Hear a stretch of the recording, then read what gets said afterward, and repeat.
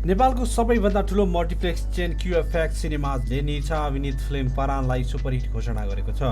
क्युएफएक्सले शनिबार बिहान आफ्नो आधिकारिक वेबसाइट मार्फत फिल्मलाई यो उपाधि दिएको हो।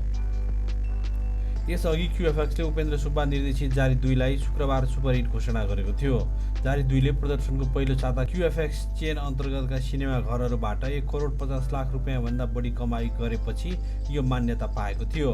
परानले भने 2 सातामा क्युएफएक्स चेनबाट 2 करोड 50 लाख रुपियाँभन्दा बढी ग्रस कमाई गरेको आधारमा सुपरहिट घोषणा गरिएको क्युएफएक्सकी महाप्रबन्धक तृप्ति गिरीले बताइन्। उनका अनुसार क्युएफएक्सले पहिलो साताको कमाईलाई मात्र आधार मान्दै आएकोमा अब 2 साताको कमाईलाई पनि समेट्ने गरी मापदण्ड तय गरिएको छ। यसअघि कान्तारा च्याप्टर 1 र जेरी अन टपलाई पनि पहिलो साताको मापदण्डको आधारमा सुपरहिट घोषणा गरिएको थियो। महाप्रबन्धक गिरीका अनुसार दोस्रो सातामा चल्ने फिल्महरूलाई कसरी समावेश गर्ने भन्ने बारे छलफल भएको थियो। शुक्रबार राति मात्र 2 सातामा 2 करोड 50 लाख ग्रस कमाई गर्ने फिल्मलाई पनि सुपरहिट घोषणा गर्ने निर्णय भएपछि परानलाई यो ट्याग दिएको हो। यो फिल्मले पहिलो साताभन्दा दोस्रो सातामा राम्रो व्यापार गरेको थियो।